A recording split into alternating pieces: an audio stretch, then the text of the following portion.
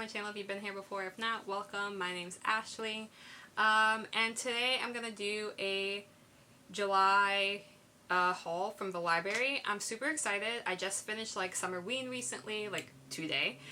And I'm really excited to pick up something else. I loved the horror and thriller books that I picked up for Summerween, but I really want to dive into some books that are kind of on my TBR on Goodreads. I tend to use Goodreads particularly to track the books I want to read, but I don't ever actually get around to picking them up. And when I do, I tend to really enjoy them. So I'm trying to make it an actual thing where every month I get some books from the library that are on my TBR and read through them, kind of just tackling what my TBR is right now. So I had some people on Instagram choose numbers, and the first 7 people, those are the books I picked up. So my rule of thumb for it is basically it has to be a standalone or the first book in a series. If it is a series that can be read out of order, I'll pick up a book in the series as well that's out of order. Or if it's a series that I have read super long ago and I'm going to have to reread it, I won't pick that up. So that's pretty much where I'm going with it. Otherwise, 7 books a month. I have 5 here with me physically, and then I have 1 that's going to be on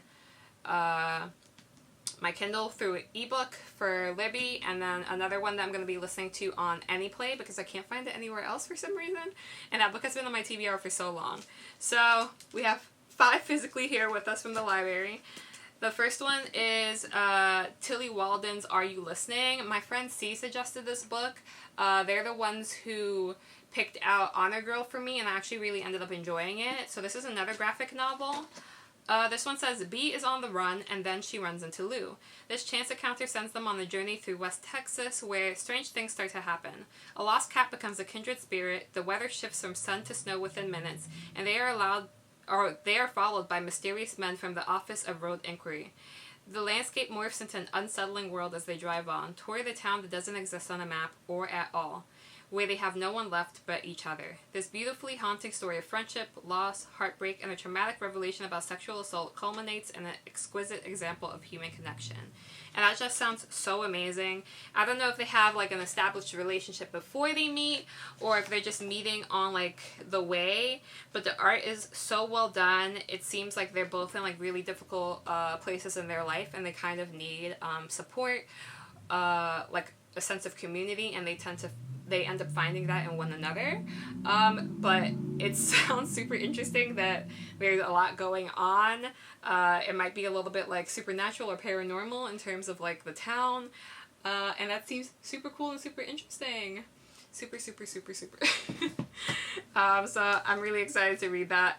My friend C tends to pick really great books for me, so I'm sure whatever they enjoy, I'll probably end up enjoying. Then I had someone pick The Giver.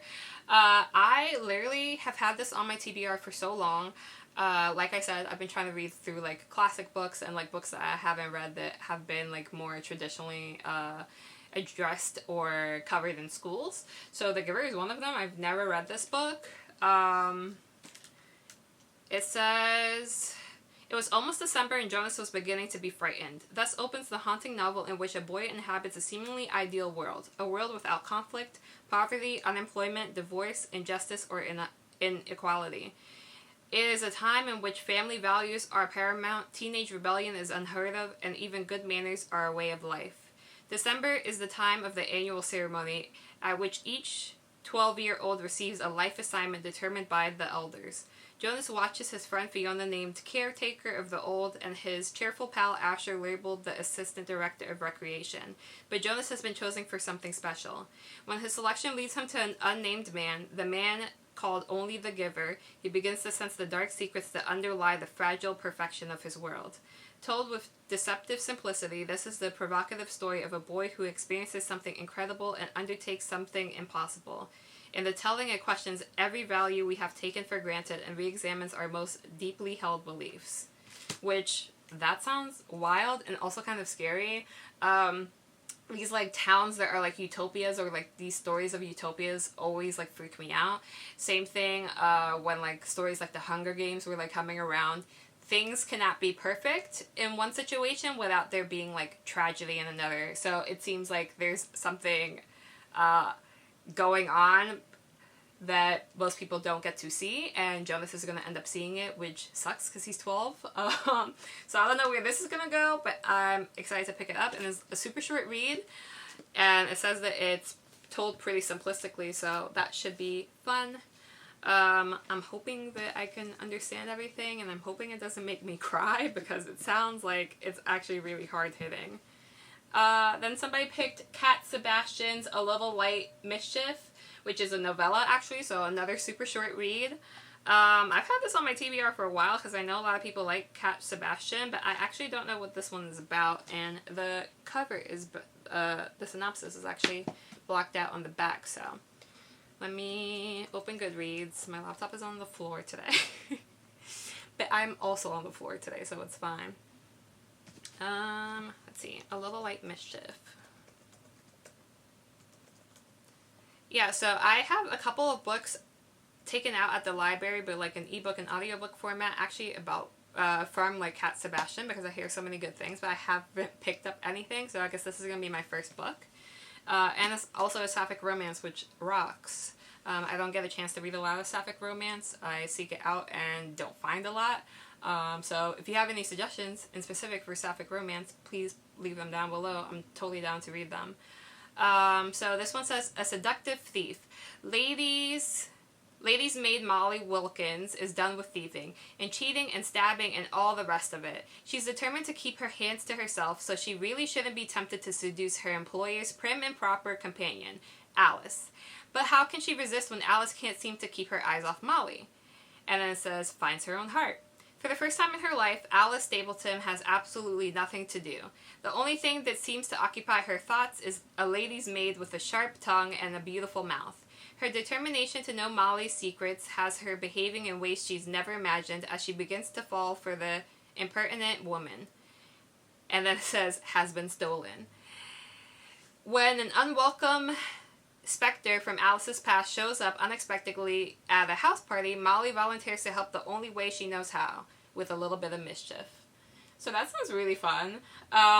Concerned about the pacing. I don't read a lot of novellas. I think this might be like my second novella I've ever read. So I don't know if I'm going to enjoy it solely off of the pacing of like novellas. Usually I want longer stories, not shorter ones. So I'm hoping it's still good, and it sounds like a really fun read nonetheless. So I'm sure that I'll like fly through this.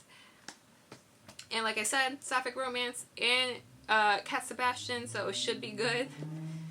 Then somebody chose The Boy in the Black Suit, which is by Jason Reynolds. So for this one, yeah, so even Matt's best friend wants to know what's up with the black suit. Matt's been wearing it every day since his mom passed away, but that's not why he's wearing it. He just got a gig at a local funeral home. Hey, don't judge. It pays hell of a lot more than Cluck Bucket.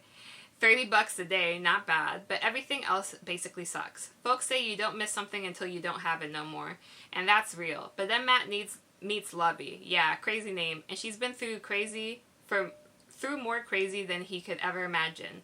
But this girl won't cry even though she should. And then the rest of it is covered up. So that is as much as I know. But this seems really hard-hitting. I know that this is for younger readers.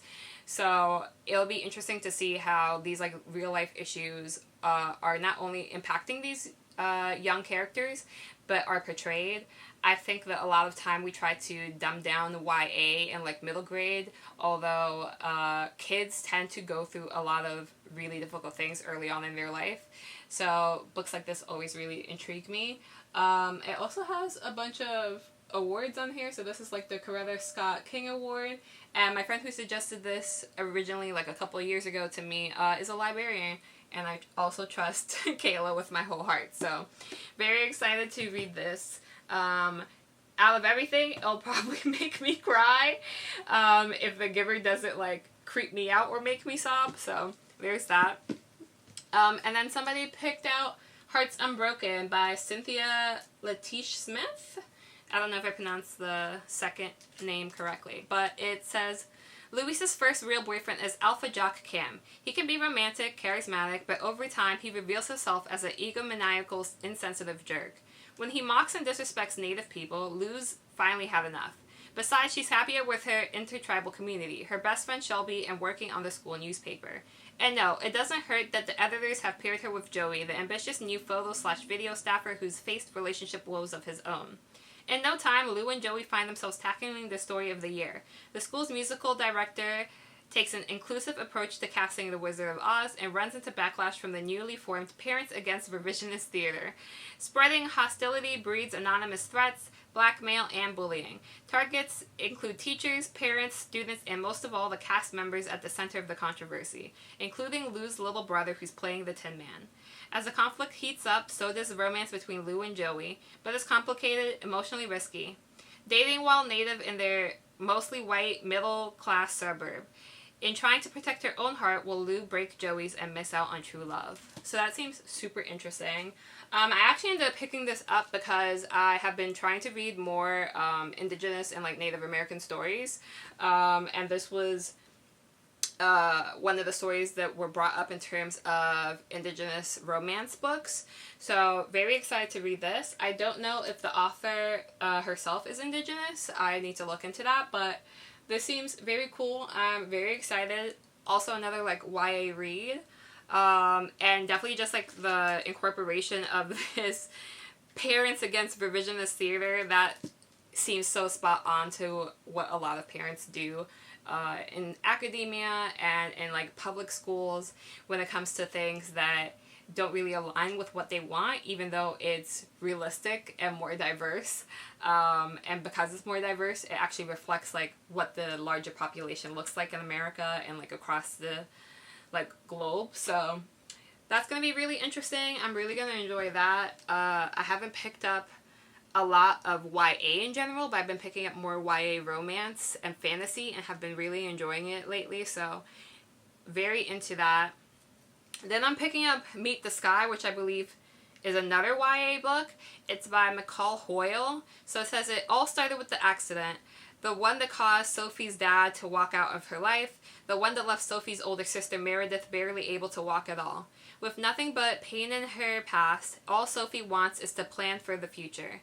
Keep the family business running and get accepted to veterinary school and protect her mom and sister from another disaster. But when a hurricane forms off the coast of North Carolina's Outer Banks and heads right towards their island, Sophie realizes nature is one thing she can't control. After she gets separated from her family during the evacuation, Sophie finds herself trapped on the island with the last person she'd have chosen, the reckless and wild Finn Sanders, who broke her heart freshman year.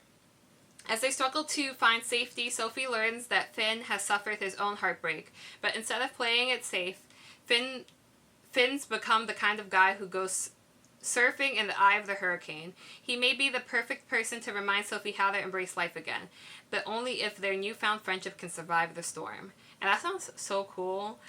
This seems like really interesting. I also like that it seems like they have like actual struggles and grievances that have gone on in their life that has affected them deeply, and they're kind of trying to find each other and like find themselves, and also end up finding like their youth throughout this entire process. So that's really cool. And then the last book that I'm going to be reading, which I'm going to have on ebook format, is Nick and Charlie by Alice Oseman. I have Heartstopper Volume 1 and 2, and I'm ordering 3 soon. I really, really love that story. I love how it's developing so far, so I'm very excited to read like the rest of what's going on with Nick and Charlie. I might try to finish Heartstopper before I pick this up, but this is pretty much just taking place after Nick and Charlie have become established as like boyfriends and their relationship develops, and because Nick is a year older, yes, Nick is a year older than Charlie, he's gonna go to college, I believe, so it's dealing with like that transitional period. So it says, Charlie, I've been going out with Nick Nelson for 2 years. He likes rugby, Formula 1, dogs, the Marvel Universe, the sound felt tips make on paper, rain, and drawing on shoes. He also likes me. And then it says, Nick, things me and Charlie Spring do together include watch films, sit in the same room on different laptops, text each other from different rooms, make out, make food, make drinks, get drunk, talk, argue, laugh. Maybe we're kind of boring, but that's fine with us. And then it says, everyone knows that Nick and Charlie are the perfect couple, that they're inseparable. But now Nick is leaving for university, and Charlie will be left behind at sixth form, because he's going to be a senior. Everyone's asking if they're staying together, which is a stupid question. They're Nick and Charlie, for God's sake. But as the time to say goodbye gets inevitably closer, both Nick and Charlie question whether their love is strong enough to survive being apart. Or are they delaying the inevitable? Because everyone knows that first love rarely lasts forever. And I'm just... Look, if they break up, I'm gonna cry. I actually really, really do like these characters. And I didn't notice how much... like YA books that I will be reading during this month, but that should be really fun, really interesting. A lot of youthful perspectives that I don't often have, and a lot of non-romance, which I also don't often read, but that should be like a really fun month.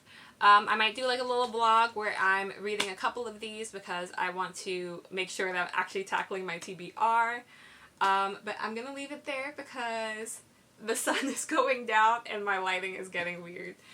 That being said, I hope you guys really enjoyed this video. Give it a thumbs up if you want to. Subscribe if you think that that's something that you might want to do. And otherwise, bye. I'll see you in the next one.